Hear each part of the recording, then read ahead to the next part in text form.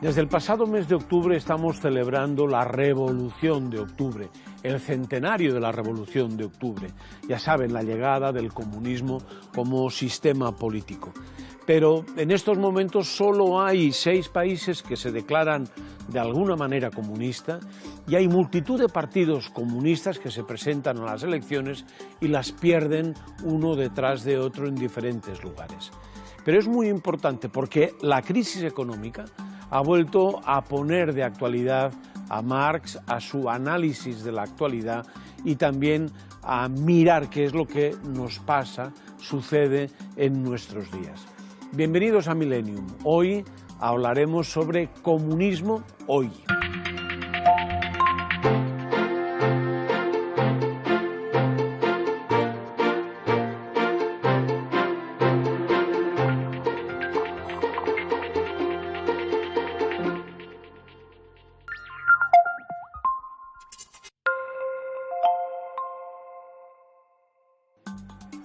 Es más que posible que los jóvenes de la generación millennial y sobre todo los de la generación Z, que son mucho más jóvenes, no sepan que hace unos cuantos años, no tantos, en este mundo nuestro había capitalistas y había comunistas.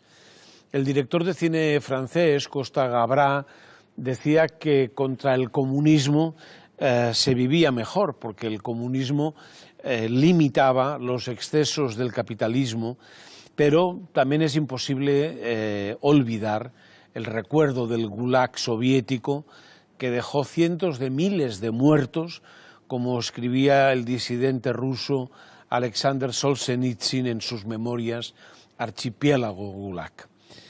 El comunismo transformó la sociedad y los gobiernos de medio mundo y hoy sigue vivo en el corazón de muchas personas que creen que la humanidad tiene que mejorar. Hemos pensado que a la sombra de este centenario de la Revolución de Octubre podíamos hacer una cosa que ya teníamos ganas, y es que del mismo modo que la crisis económica desempolvó libros de Marx para hablar de esa crisis, nosotros a la sombra de ese centenario podíamos desempolvar el comunismo para hablar de lo que fue y de lo que es en estos momentos. 4 invitados que son sabios, que son expertos en el tema. Fernando Hernández Sánchez, bienvenido, doctor en Historia Contemporánea. Sus líneas de investigación tratan sobre el movimiento comunista en la España del siglo XX y las tendencias en la enseñanza de la historia del presente. Su último libro publicado, del que es coautor y editor, es exactamente este, 1917, la Revolución Rusa, 100 años después. Está editado por ACAL y aquí lo tienen ustedes por si les interesa. Gracias, insisto, por aceptar nuestra invitación. Pregunta a bocajarro. Si la República hubiese ganado la guerra a Franco, ¿habríamos tenido una España comunista? En pocas palabras, no. Es muy probable que hubiese ocurrido algo similar a lo que ocurrió con el resto de las democracias que fueron sometidas al acoso del fascismo e incluso a ocupación, como en el caso de la República Francesa o de buena parte de la Europa occidental ocupada por el Tercer Reich.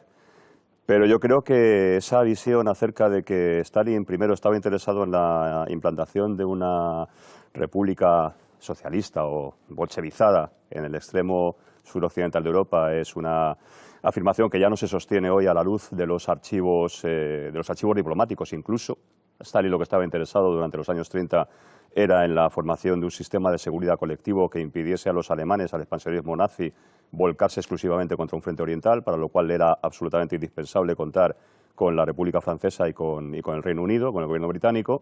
Y, lógicamente, para estos dos gobiernos, para los dos sistemas de gobierno que había en ambos países, era absolutamente inconcebible el sostener un apoyo a una república bolchevizada.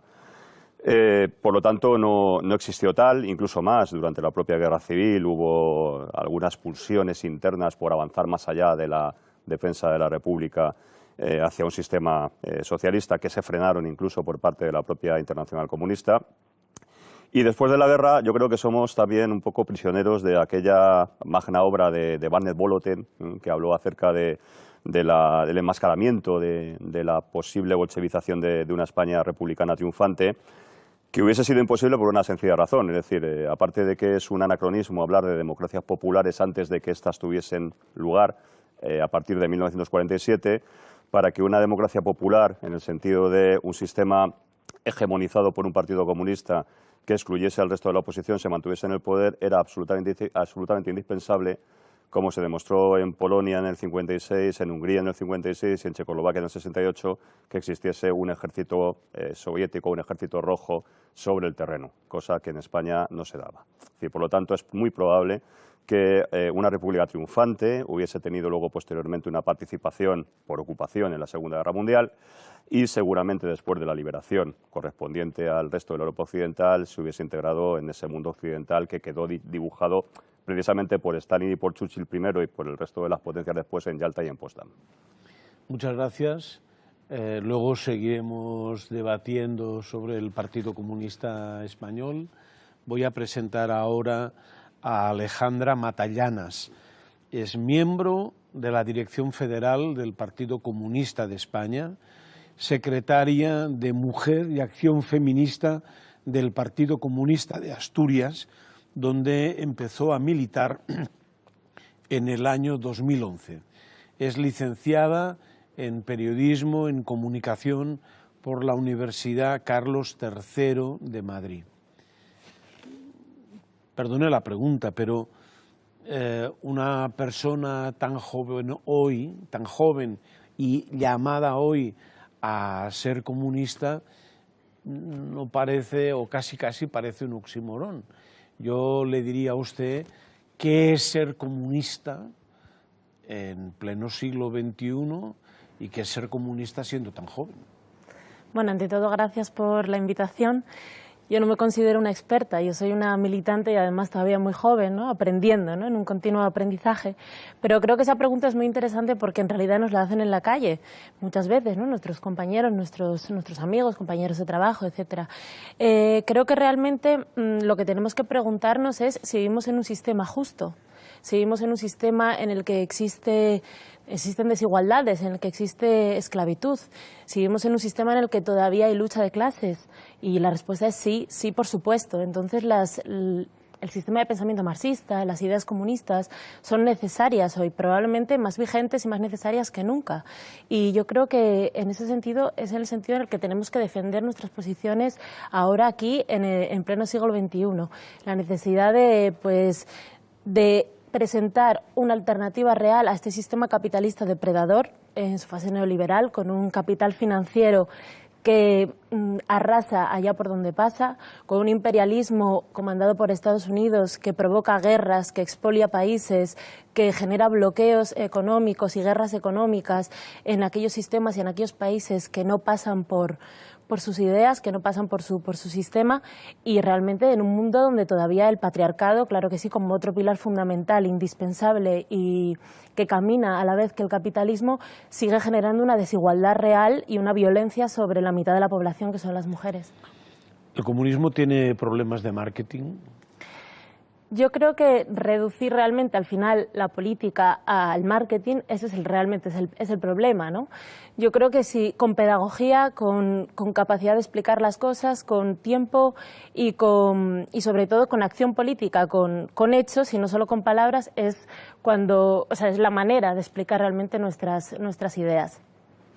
Gracias por estar con nosotros y presentaremos ahora a don Antonio Saceda Toribio, que fue miembro de la dirección del Partido Comunista de España del 2002 al 2009, un partido con el que empezó a implicarse a los 14 años a través de la Unión de Juventudes Comunistas de España.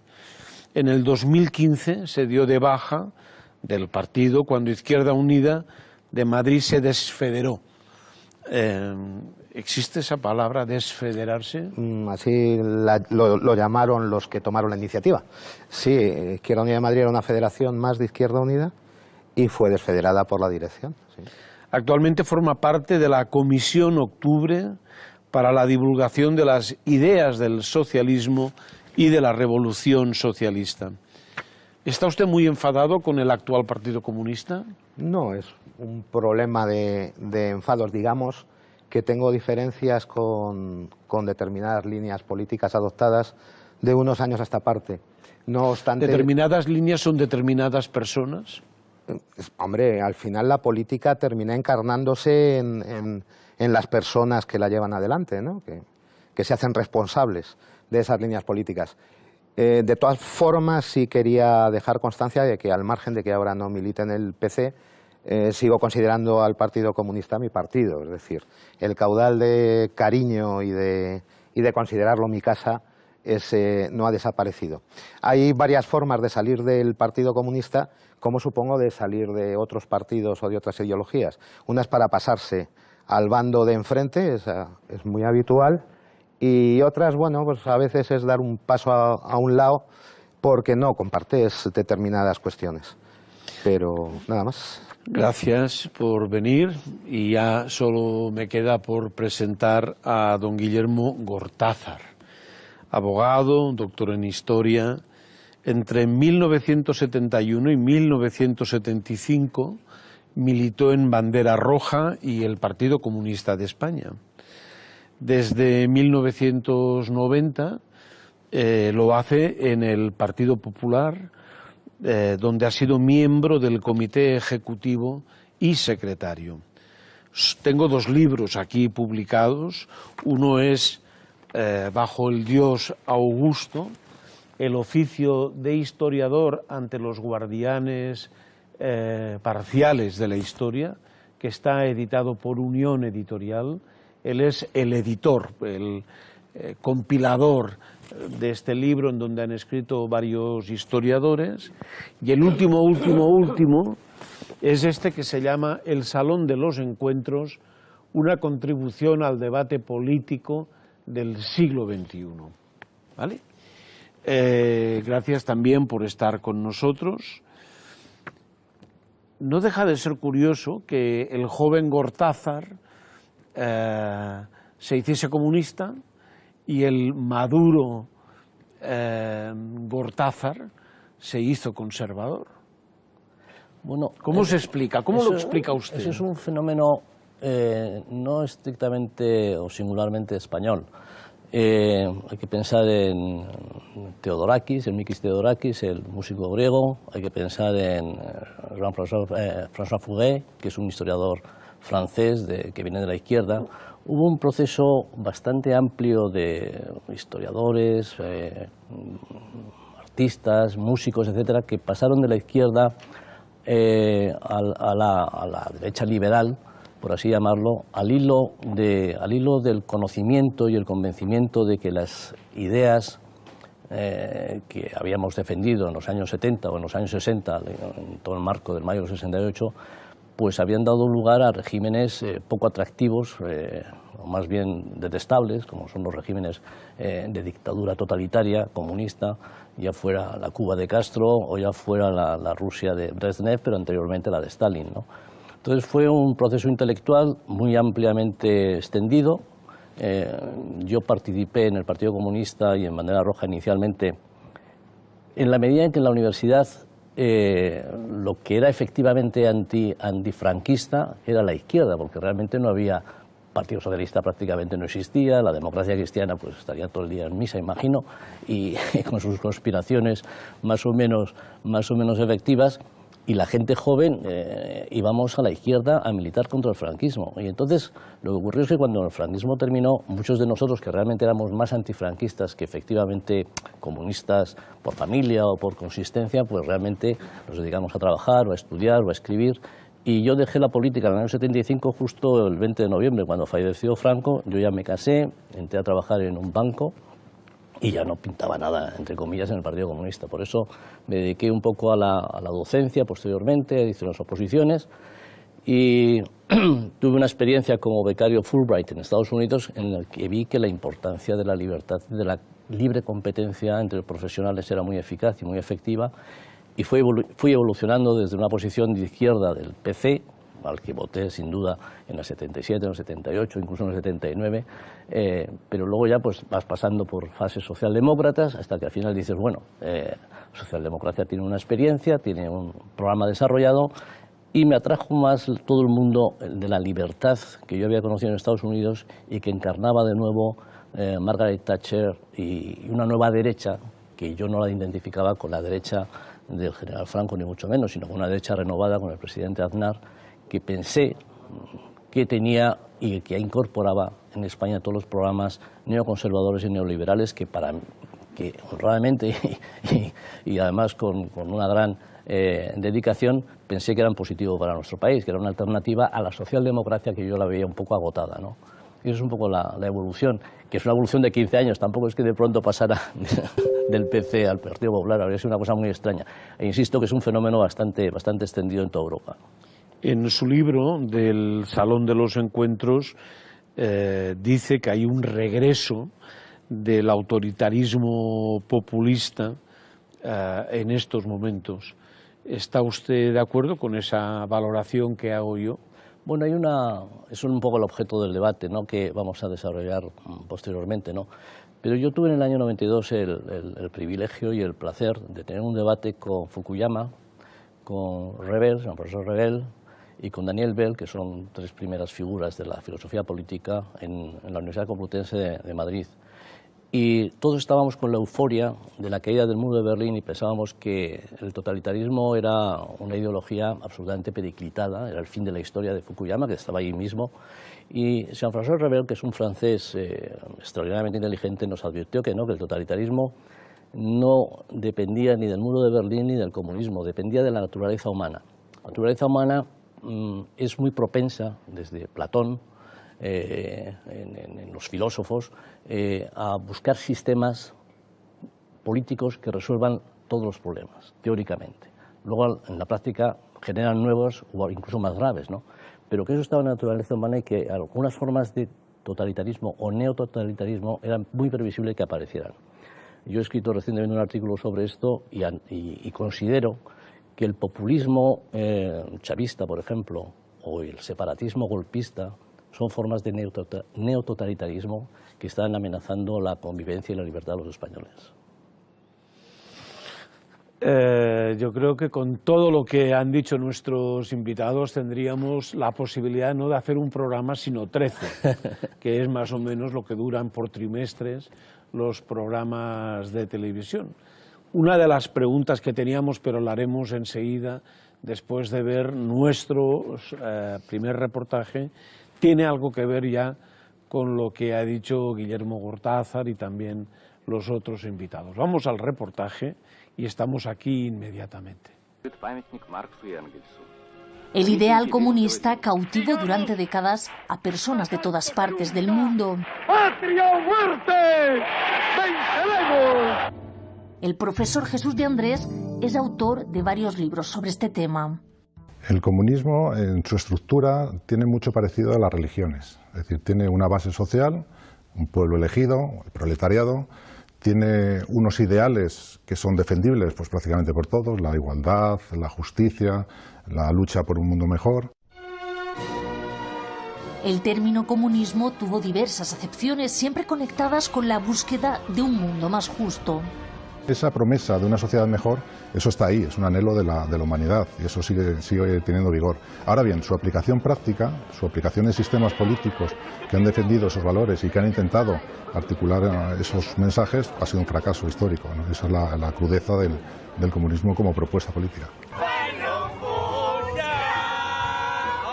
Hoy, la gran mayoría rechaza y critica duramente el sistema comunista por la violencia y el coste social que comportó. El comunismo tiene un pasado bastante negativo en su aplicación práctica, pues tiene una historia de represión, de gulag, de campos de concentración, de represión de falta de derechos y libertades en aquellos países donde se instituyó y eso pues, ha hecho que haya una leyenda negra que tiene pozos de realidad sobre el comunismo, ¿no? Se puede decir que el comunismo se ha convertido en una ideología residual. Con la caída del muro de Berlín en 1989 y el colapso de la Unión Soviética, poco a poco los partidos declarados comunistas comunistas en Europa han ido casi desapareciendo. En el mundo existen 5 países comunistas: China, Corea del Norte, Laos, Vietnam y Cuba. Estos siguen siendo los máximos exponentes del comunismo. Un partido comunista en España o en Europa es un movimiento extemporáneo. Extemporáneo porque su tiempo histórico no es el presente. O bien puede ser un movimiento nostálgico del pasado, que reivindique un pasado histórico que posiblemente esté idealizado, o a futuro, ¿no? Porque los problemas que intenta solucionar el comunismo siguen estando presentes, ¿no?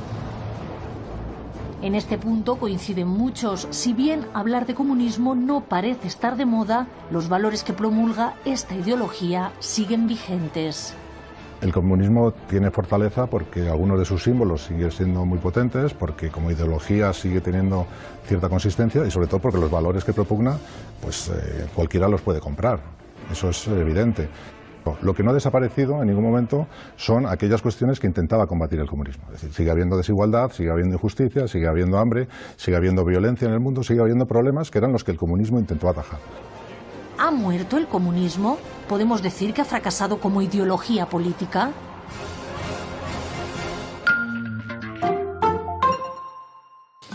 Dos preguntas sobre la mesa. ¿Ha muerto el comunismo? ¿Ha fracasado como ideología política? Porque lo cierto es que los problemas con los que quería luchar, por ejemplo las desigualdades, son cada vez más acusadas y parece que cada vez es más complicado hincarle el diente al asunto. ¿Por dónde empezamos? Yo tengo una respuesta rápida a eso y os doy paso a la primera pregunta. ¿Ha fracasado el comunismo? En absoluto fracasó, porque como ideología tuvo un éxito en el siglo XX espectacular. Es decir, todo el siglo XX está impregnado de la revolución del año 17 rusa y afecta a China, a Cuba, a Sudamérica, a Europa. O sea, como fracaso nada. Como futuro, yo creo que es más discutible. Lo que ahora hay son nuevas formas de tipo populista, de tipo neototalitario, que están tomando esa posición con gran fuerza en el electorado. Pero realmente fracaso como ideología dominante en el siglo XX, en absoluto, no fracasó. Ahora, como futuro, yo creo que adopta otras formas porque ese espíritu de resolver los problemas sobre la base de un sistema político que elimine las contradicciones está vigente en el ser humano. Sí, yo creo que lo primero haría un matiz, ¿no?, de carácter semántico. Yo no hablaría tanto del comunismo como de los comunismos, porque evidentemente no hubo una sola versión unívoca, ¿no? Yo a veces pienso que, y lo he expuesto públicamente, ¿no?, cuando se analizan sistemas políticos de larga duración, por ejemplo en el caso de España cuando se analizó el franquismo, ¿no?, ciertas teorías, ciertos análisis, por ejemplo el de Juan José Linz, que hizo una matización incluso casi entomológica, ¿no?, muy precisa acerca de las fases evolutivas de la dictadura, del sistema, digamos, totalitario inicial a un sistema autoritario posterior, etcétera. Yo creo que en el caso del comunismo como expresión estatal, es decir, y es fundamentalmente en este caso la Unión Soviética y lo que se llamó el bloque socialista, efectivamente como experiencia histórica ya no existen, es decir, por lo tanto se produjo ese fracaso, ¿no? Pero junto a esa expresión estatal del comunismo, de la que habría que también, o cabría hacer matices, ¿no? En el documental, por ejemplo, aparecen casos como el de China o el de Corea del Norte, que probablemente no resistirían un análisis marxista serio en cuanto a su caracterización como sistemas comunistas tal cual. En el caso, una sociedad que casi se podría equiparar, un sistema casi como de despotismo asiático dirigido por partido único, pero de capitalismo prácticamente salvaje. Y en el otro caso, pues una monarquía hereditaria que se da de patadas o se contradice con la naturaleza del análisis marxista, ¿no? Pero junto a ese comunismo estatal, hay que recordar también que en aquellos países donde no hubo acceso de los comunistas al poder, o al menos no se prolongó después de la Segunda Guerra Mundial, después de 1947, cuando los comunistas franceses e italianos fueron expulsados de sus respectivos gobiernos, ¿no? Lo que sí que produjo la presencia de los comunistas, de partidos comunistas fuertes, de sindicatos hegemonizados por sus partidos comunistas, la CGT en Francia, la CGIL en Italia, fue una contribución decisiva a algo que justamente cuando desaparecerá en los años 90 el bloque socialista y cuando esas expresiones políticas occidentales, el PCI en Italia o el Partido Comunista francés, empiezan a perder fuerza, se va a poner en cuestión, que es el estado del bienestar. El estado del bienestar, el sistema de pensiones, la asistencia a los parados, la negociación colectiva, los comités de empresa y su capacidad negociadora, son logros que los partidos comunistas en Europa Occidental y sus sindicatos logran arrancar en los años iniciales a la posguerra mundial y que han contribuido a configurar las sociedades occidentales con su redistribución de renta y su solidaridad interna, tal como la hemos conocido, al menos hasta los años 90. Ya evidentemente hoy está en un práctico proceso de desguace que cabría analizar más tarde, ¿no?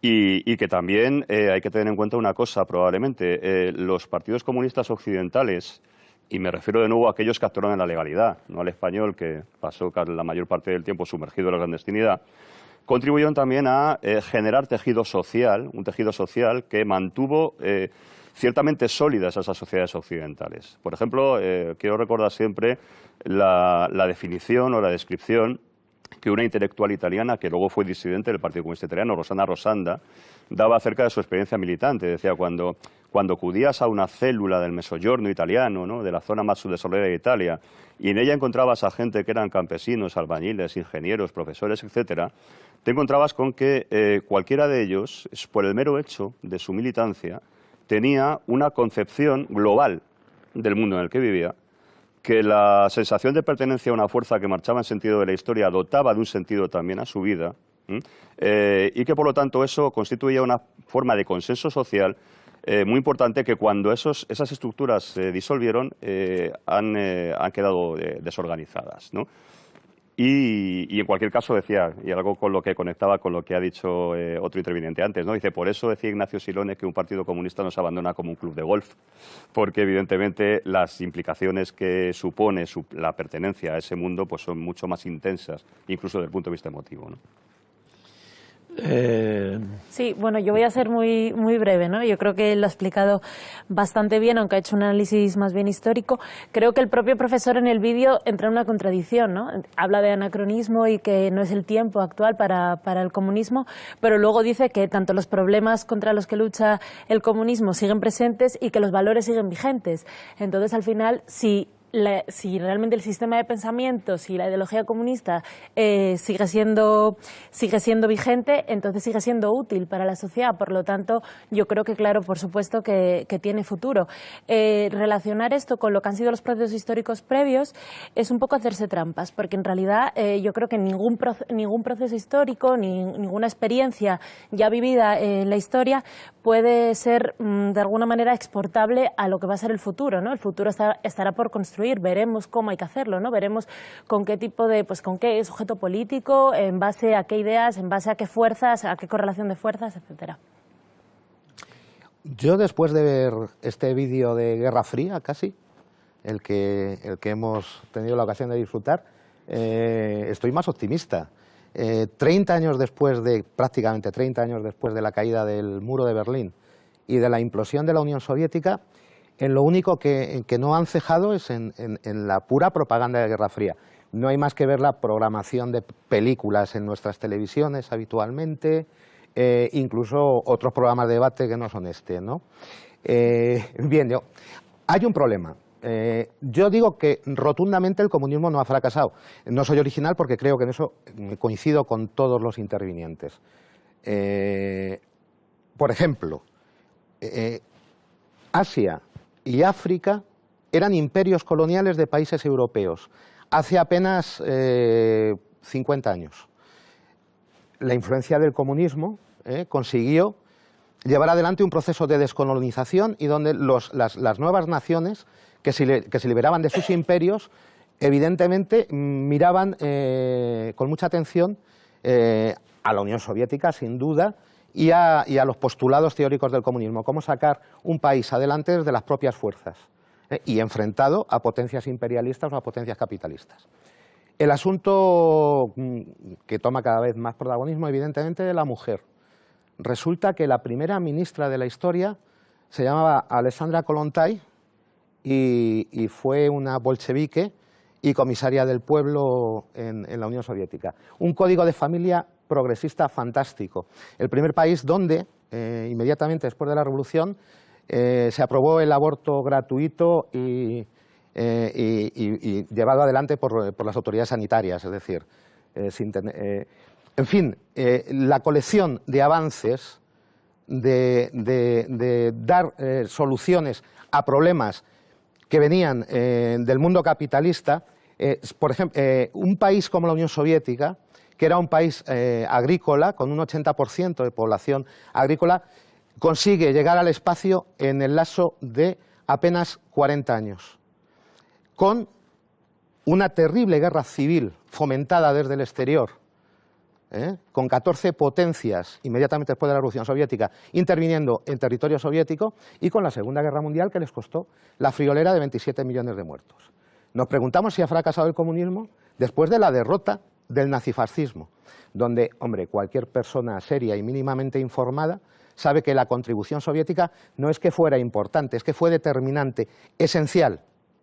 7 de cada 10 soldados de la Wehrmacht nazis que murieron en el campo de batalla lo hicieron en el frente del Este. En cambio, en Europa Occidental se habían paseado. A mí me gustaría... termino. Hablar de fracaso del comunismo es una temeridad. Lo que pasa es que hay un desfase entre nuestra esperanza de vida y los procesos históricos. Tenemos mucha prisa por ver cómo cambian las situaciones, cómo se dan la vuelta, pero me temo que nuestra esperanza de vida, con haber subido, con ser cada vez más larga, todavía es deficitaria con respecto a los procesos históricos. Un poco de paciencia.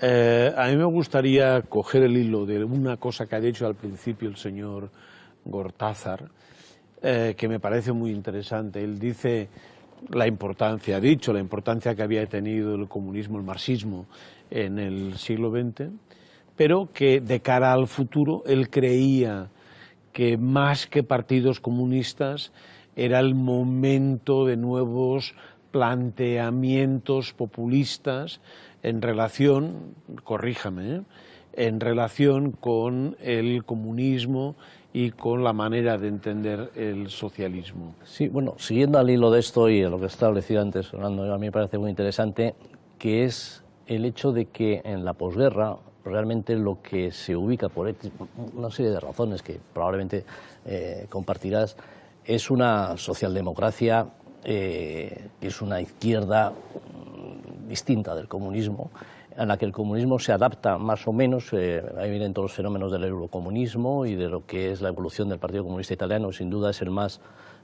avanzado en cuanto a planteamientos de ese tipo, y lo que ocurre es que la socialdemocracia, bastante unida a planteamientos, si no democristianos y socialcristianos, van construyendo unas sociedades europeas de posguerra, con seguridad social, con atención con las situaciones de paro, educación, etcétera, y realmente yo tengo un poco la sensación, a la altura de los años 80 o 90, incluso al día de hoy, la idea que yo veo en la política europea, por supuesto África y Asia son mundos que requerirían un debate específico, ¿no?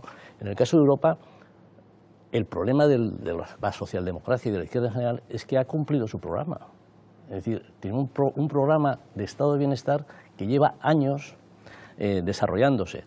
Y ojo, que esto a lo mejor suscita algún debate, pero parte de ese programa socialdemócrata ya se comenzó en la época del general Franco, porque había unos elementos de pensiones de reparto, unos elementos digamos, de congelación de los alquileres, de muy bajos impuestos. En fin, realmente había una política socialdemócrata que se apoya en el socialcristianismo y que prácticamente ha desarrollado ese programa. ¿Eso dónde le deja al Partido Comunista o al comunismo como ideología en Europa?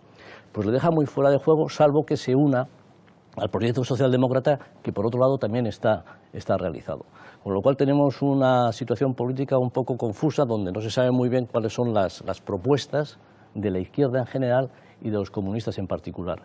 En ese contexto de crisis de política y económica que hemos padecido desde el año 7 hasta el año 14 o 15, en el caso de España surgen unos movimientos legítimamente y muy claramente consolidados sobre la base de un enfado de una juventud que no encuentra futuro y no encuentra posibilidades, son los famosos indignados, que realmente suponen una base electoral que no miran tanto al PC como a los populistas que proponen soluciones globales y un poco alternativas al sistema vigente. Yo creo que es un poco el panorama en el que estamos en este momento sobre la base del triunfo efectivo del programa socialdemócrata y socialcristiano. Yo he de manifestar que soy adversario intelectual o teórico del concepto de populismo entendido como cajón desastre en el que cabe de todo, desde la extrema derecha de Marine Le Pen o los extremistas holandeses hasta el Movimiento 5 Estrellas o Podemos. Yo creo que hay que,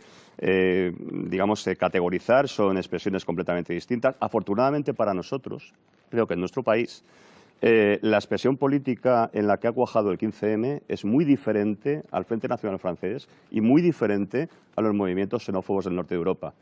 Yo creo que está mucho más integrada dentro de nuestro sistema de valores, más allá de que se la quiera expulsar fuera por criterios de carácter de oportunidad política, evidentemente. Vamos a ver un vídeo que tenemos sobre eso exactamente y a continuación les doy la palabra a ustedes para hablar del 15M y a dónde vamos. Vale. Hace 5 años, la Puerta del Sol estaba así. Todo empezó con una manifestación de la que surgió un movimiento de protesta, el 15M. Que la gente no está contenta con el actual sistema que hay. Las malas condiciones que tenemos los jóvenes de trabajo. Porque están gastando el dinero en cargos públicos, en amigos. Día y noche el descontento no paraba. Fueron meses de acampadas, concentraciones, asambleas.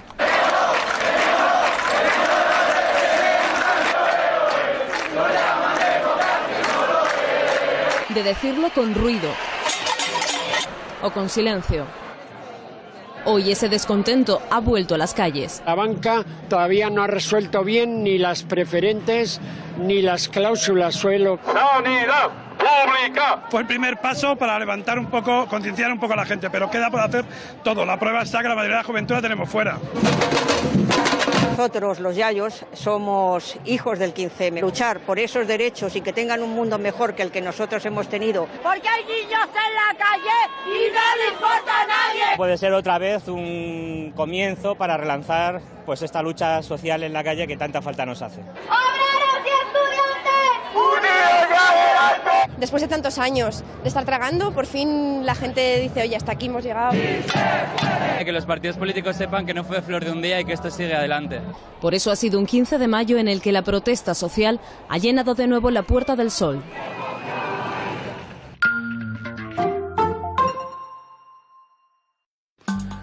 Tenían pedida la palabra. Yo quería responder a dos cuestiones de las que se han planteado, estando bastante de acuerdo en general con lo que ha dicho el profesor Hernández. Primero, esa identificación de las ideologías liberales como no totalitarias que han hecho los teóricos de la revolución neoconservadora, como Fukuyama, el que ha citado el profesor Cortázar, habría que ponerla en cuestión. Yo quiero recordar aquí que el campo de experimento de pruebas de las tesis de los neoconservadores fue el Chile del golpe de Estado contra Allende, el Chile del general Pinochet, donde empezaron por asesinar al presidente democráticamente elegido, al presidente legítimo, y después continuaron durante los años de la dictadura aplicando las teorías económicas de la Escuela de Chicago.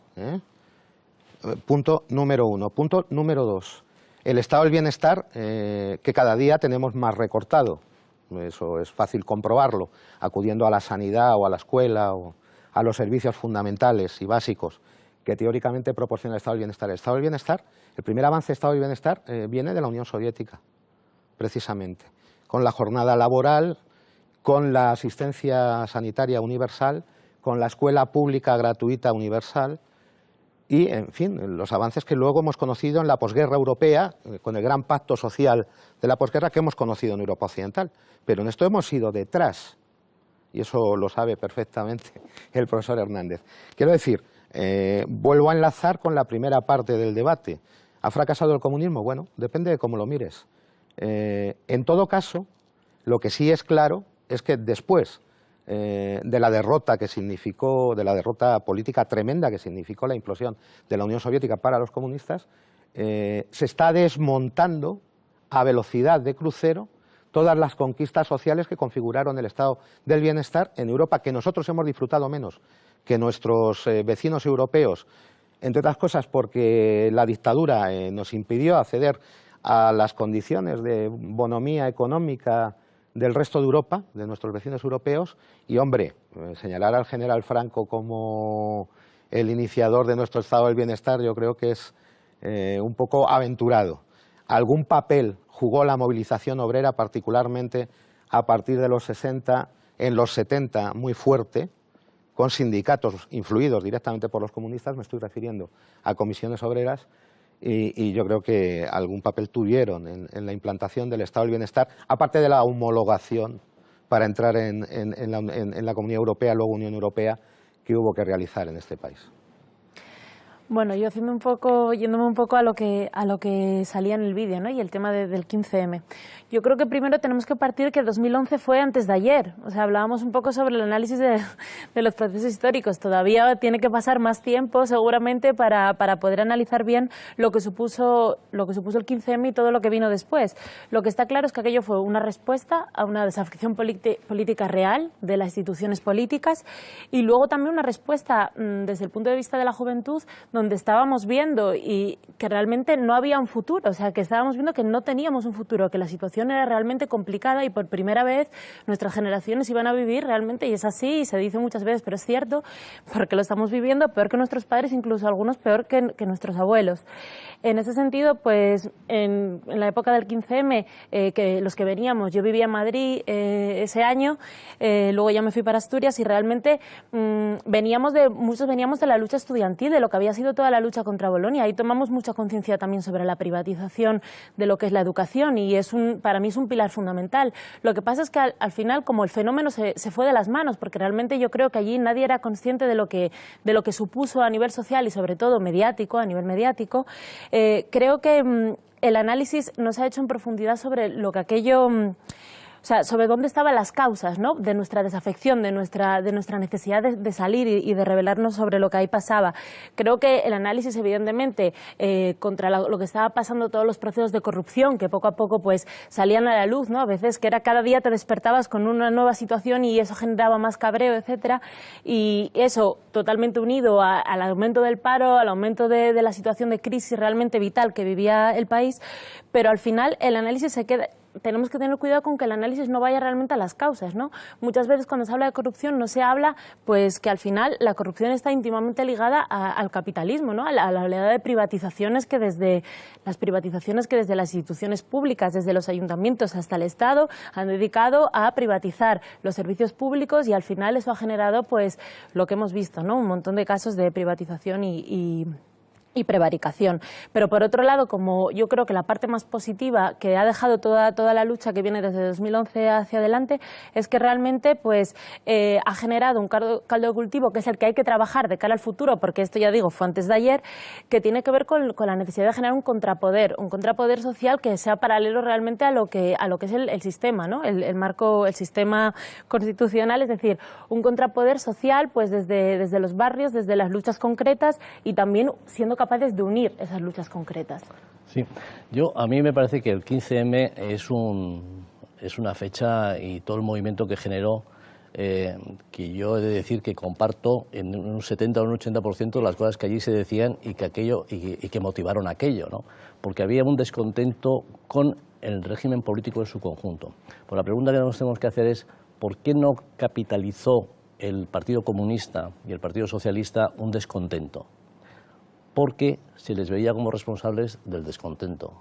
Izquierda Unida había estado en los consejos de Bankia, formaba parte de todas las subvenciones, el PSOE había gobernado 12 años seguidos, luego otros 8. Realmente la protesta era contra lo mal que funcionaba el sistema político en su conjunto, y eso no lo capitalizaba Izquierda Unida, el Partido Comunista, ni el Partido Socialista, porque formaban parte del descontento. La prueba está en que quien capitalizó ese movimiento de disgusto, que insisto, yo comparto, porque creo que hay unos enormes problemas en el sistema político español que explico en mi libro, El Salón de los Encuentros, lo capitalizó Podemos y Ciudadanos, que son los dos partidos emergentes que no se les atribuye la responsabilidad de lo mal que ha ido el proceso político.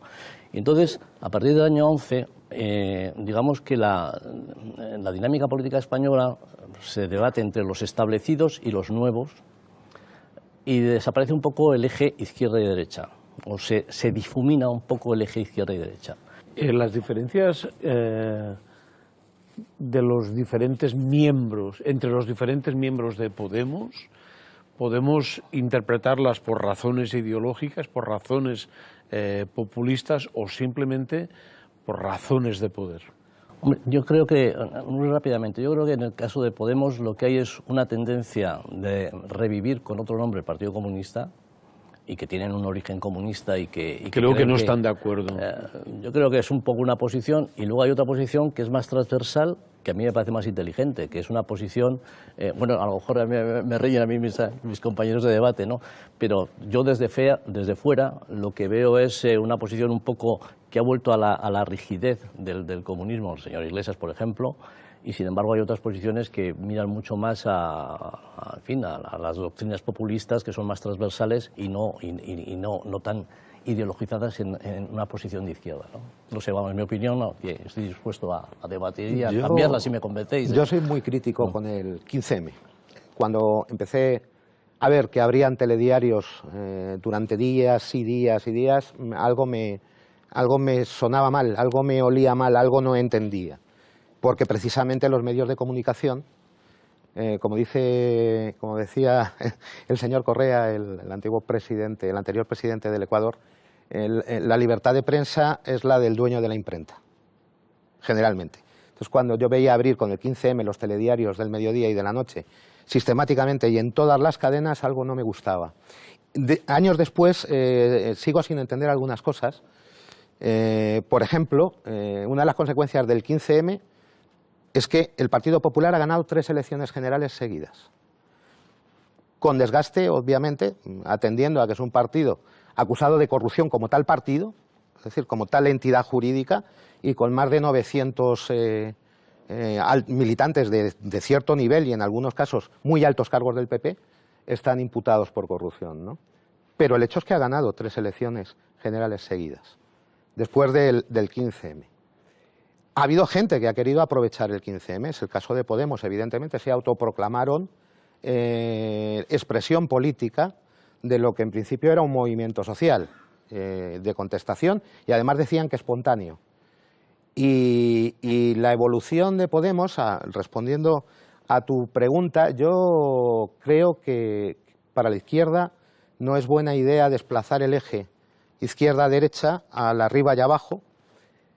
Creo que no es buena idea pretender ser un partido atrápalo-todo, pero eso sí, ha habido un repliegue de lo que era una fuerza nueva, teóricamente abierta y muy plural, a una forma partido muy leninista. Eso fue Vistalegre II, y hasta con sus víctimas políticas, ¿no? Que, bueno, me estoy refiriendo evidentemente al caso de Rejón. Yo siento tener que decir que soy un rancio marxista y que, en fin, el cajón desastre populista, las referencias a Laclau y a otros teóricos, todos los pos en general, el posmodernismo, el postestructuralismo y el posmarxismo, creo que están teniendo consecuencias muy negativas para la reconstrucción de la izquierda después de la derrota de la Unión Soviética. Bueno, se abrió el debate y se mezclaron unas cuantas cosas. Yo entiendo un poco lo que comenta Antonio, de lo que hablaba al principio, ¿no? Cuando hablaba del 15M, de lo difícil que es hacer todavía el análisis pausado de lo que ha supuesto. Probablemente una de las líneas de análisis y de crítica pueda ser la que él abre. Yo creo que realmente a mí también me hace sospechar cuando el foco mediático está puesto sobre supuestamente un movimiento antisistema, ¿no? Eso también me hace sospechar. Creo que cuando se criticaba el bipartidismo, se aceptó a nivel sistémico, se aceptó la crítica al bipartidismo si eso se llevaba por delante otra alternativa. Un poco lo que decía, ¿no? Yo creo que realmente ahí, si por delante se lleva también en este espíritu de destruirlo todo porque lo viejo ya no funciona y lo que queremos es construir algo nuevo, me llevo por delante también un sistema de ideas, ¿no? como es la ideología comunista. Y creo que es, bueno, pues eso es justo lo que algunos igual vimos, siendo jóvenes, participando en esas movilizaciones, siendo muy conscientes que aquello era muy plural y, la verdad, indignándonos bastante cuando siempre, como en cualquier movimiento que es plural y es social y nace desde la base y desde la lucha concreta, cuando alguien quiere capitalizarlo, ¿no? Porque eso siempre genera, pues, en todos los movimientos, pues, sus distorsiones y, evidentemente, pues eso es así como él comentaba. Y creo que eso se ha visto y con el paso del tiempo, los movimientos sociales que han quedado vivos y que han salido a raíz del 15M, pero que ya venían de antes, la lucha por la vivienda. Yo vivía en Madrid, yo me acuerdo que aquí había manifestaciones por la vivienda pública mucho antes que el 15M. O, por ejemplo, las marchas de la dignidad, que fue otra cosa muy diferente, construido realmente desde lo que yo entiendo que es la unidad popular, desde la base, ¿no? Desde el convencimiento de un programa común, de algo que nos une para salir a la calle y pelear y luchar. Y yo creo que realmente desde todos estos terrenos, pues lo que se asume es que probablemente la institucionalización que el propio sistema y parte de la gente que estaba en la calle, no toda parte, acabó realizando con el movimiento popular, la institucionalización de la lucha, pues ha provocado muchas veces que nosotros lo vemos, que se ha perdido la movilización en la calle y eso, pues, realmente eso es un fracaso. Entonces yo no quería concluir con que del 15M se ha quedado un fracaso, pero sí querría decir que eso es una crítica, una autocrítica y una reflexión que tenemos que hacer sobre que si no hay lucha en la calle, que aunque se conquistara el poder institucional, si no se tiene, eso no es conquistar el poder, es conquistar la institución, es otra cosa diferente. Un apunte. Sí. Desde 2014, que es cuando se alcanzó el clímax de la movilización popular con las marchas, con las famosas marchas que acaba de citar Alejandra, a partir de la primavera del año 14, que coincide con la irrupción de Podemos con muchísima fuerza en el panorama nacional, hay una caída de la movilización brutal. Yo lo dejo ahí, son datos, se pueden comprobar, todos tenemos Google. Menos el movimiento feminista. Cierto. Eso es verdad. Pero la movilización general se derrumba coincidiendo con la irrupción de Podemos en el panorama político español. Ahí lo dejo. Estamos fuera de tiempo, sí. Pero si quiere usted añadir una última... Sí, no, yo es que al contrario, yo soy muy crítico en este caso con el papel de la izquierda antes de la aparición de Podemos. Hay que recordar además que la izquierda institucionalizada, la izquierda unida, pues desaprovechó la ocasión en su momento de la oferta de haber ido a las elecciones europeas con otros mimbres en la oferta, que la rechazó y de ahí surgió Podemos como iniciativa independiente, ¿no? Yo no juzgaría, primero, desde criterios de teledirección ni desde los criterios del éxito obtenido luego por la derecha posteriormente, porque realmente, claro que hay una situación defensiva respecto a un enemigo al que se ha presentado de una manera absolutamente estereotipada. Quizá todos los rasgos con los que se caracteriza al Podemos de los años 2011 en adelante, 2014 en adelante, son los mismos rasgos que encontraríamos en la propaganda anticomunista de los años 30.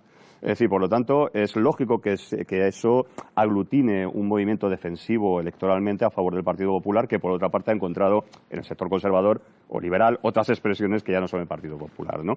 Pero yo creo que el problema de la izquierda en ese momento fue un problema de que no vio venir lo que tenía debajo. Es decir, no vio venir el movimiento del precariado, no vio venir el movimiento de la indignación en todas sus variantes, hasta el punto de que estas primeras movilizaciones de masas, incluida la Marcha de la Dignidad, se hacen sin presencia institucional ni de los partidos clásicos de la izquierda, ni sin los sindicatos. Entonces, el problema es hasta qué punto, repito, Podemos o el universo Podemos, Unidos Podemos en general, no ha venido a ocupar un espacio que otros han ido dejando vacante. Y han conseguido un éxito que yo creo que es absolutamente incontrovertible, y es elevar la movilización de calle a representación política. Quiero recordar que en sus mejores momentos, que fue en la época de Anguita, el Partido Comunista tuvo un grupo parlamentario de 23 diputados. En su época peor, que fue precisamente una de los más críticos actualmente con la Unidos Podemos, que es Gaspar Llamazares, fueron dos, él y un diputado de Iniciativa por Cataluña.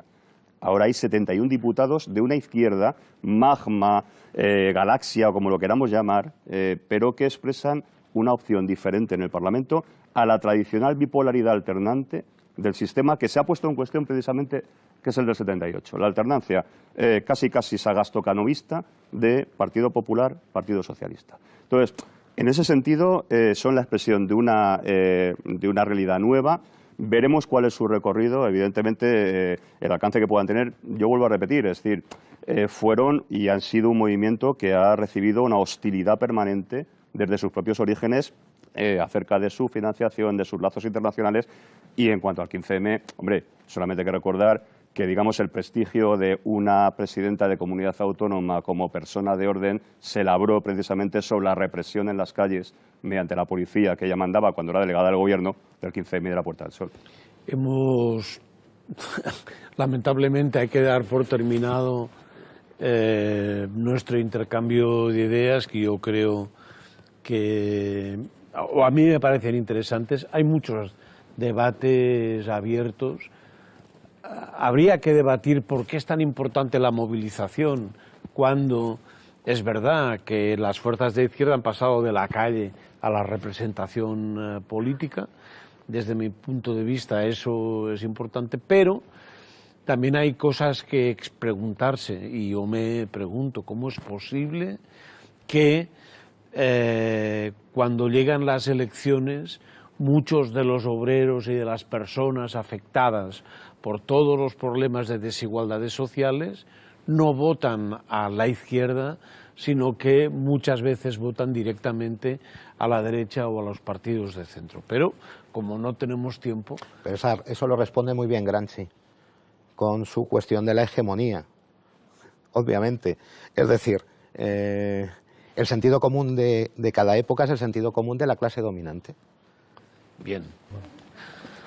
Lo dejamos ahí para otra ocasión. Gracias a los cuatro por estar, gracias también a los espectadores por seguirnos, gracias por sus aportaciones y espero que en un futuro no muy lejano podamos retomar este debate para seguir hablando de la izquierda y también del papel que juega en nuestro país. Habría que hacerlo también sobre la derecha, porque a ellos prácticamente no les analizamos y siguen... Convendría. Bueno, pues nada más, gracias y hasta la próxima semana.